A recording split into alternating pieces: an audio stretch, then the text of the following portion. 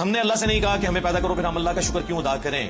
بالکل یہی سوال میں نے غامدی صاحب سے بھی کیا تھا, انہوں نے اس کا جواب دیا, اور پھر اس میں میں نے کچھ ویلیو ایڈیشن بھی کی تھی. میری یوٹیوب کے اوپر آپ ویڈیو دیکھ لیں, اللہ نے مجھے میری مرضی کے بغیر کیوں پیدا کیا. اس ٹائٹل سے بھی ہے اور اس ٹائٹل سے بھی ہے, غامدی صاحب سے اللہ کے متعلق ایک مشکل سوال. تو اس کا لاجیکل آنسر دیتے ہیں ہم.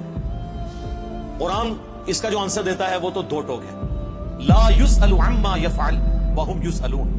اللہ کو کوئی پوچھ نہیں سکتا کہ اللہ نے یہ کام کیوں کیا, وہ ہر ایک کو پوچھ سکتا ہے کیونکہ وہ کریٹر ہے. اللہ نے تو اس سوال کو بین کیا ہے. اس کا جواب یہی ہے کہ جو اللہ کی مرضی.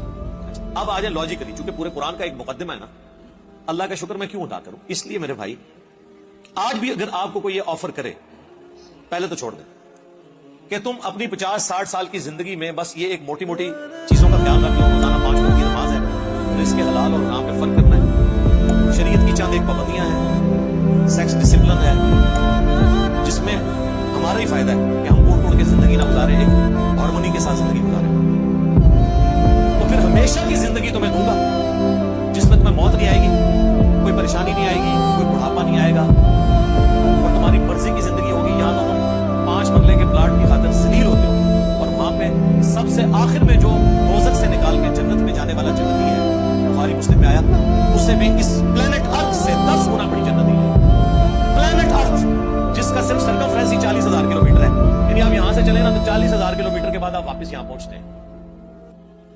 اس سے 10 گنا بڑی جنت سب سے چھوٹے جنتی کو ملے گی جس نے آخر میں جنت میں داخل ہونا ہے, اپنا لاکھوں سال کا عذاب بھگت کے, اور جس نے بغیر حساب و کتاب کے جنت میں جانا ہے, یا جس کی نیکیاں اس کے گناہوں پر حاوی ہوں گی, اس نے جانا ہے, اس کی تو جنت کا کوئی محل. تو میرا خیال ہے دنیا میں کوئی انسان نہیں جو یہ آفر قبول کرے, کیونکہ انسان کی دل میں جو اللہ نے شہوات کی اٹریکشن اور محبت رکھ دی ہے, وہ اس کی متقاضی ہے کہ وہ اپنی اس ٹیسٹ کو ختم نہیں کرنا چاہتا. کس کی خواہش ہے کہ وہ اچھا کھانا نہ کھائے اور ہمیشہ کھاتا رہے مرتے دم تک.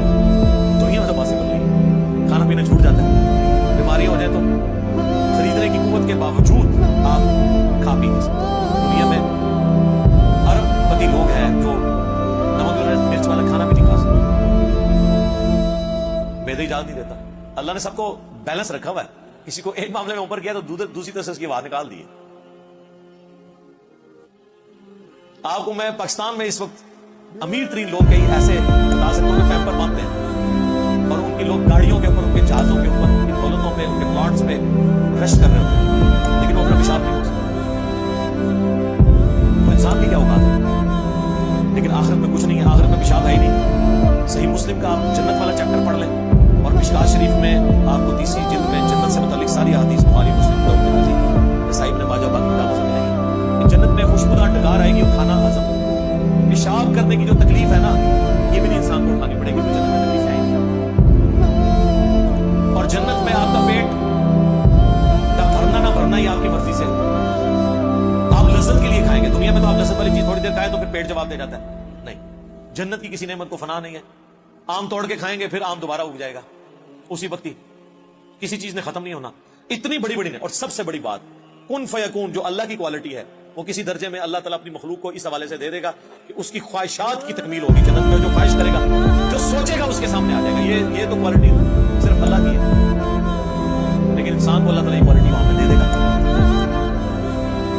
تو کتنا سستا سودا ہے, چند سالوں کی زندگی دے کے ہمیشہ کی زندگی حاصل کرے, نہ ختم ہونے والی. تو آپ مجھے بتائیں, اس اللہ کا شکر ادا کرنے کا دل نہیں کرتا کہ جو اکیلا تھا, کسی کو نہ بھی پیدا کرتا, اسے کوئی پوچھ نہیں سکتا.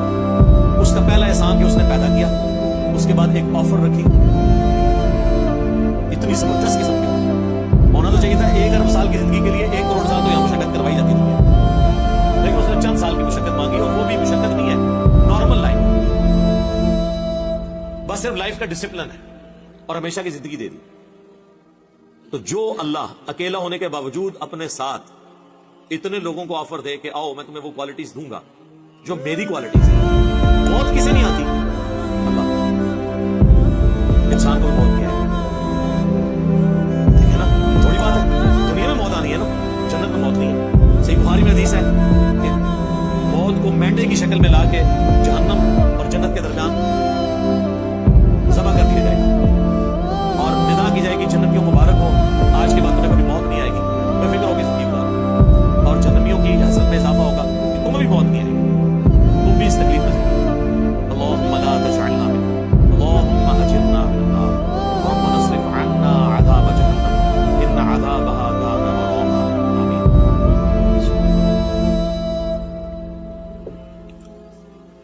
اللہ کی ذات کو جب آپ اس پہلو سے دیکھیں گے تو آپ کے اندر سے آپ کے ایک ایک ریشے سے اس کے لیے شکر کے جذبات ابھریں گے.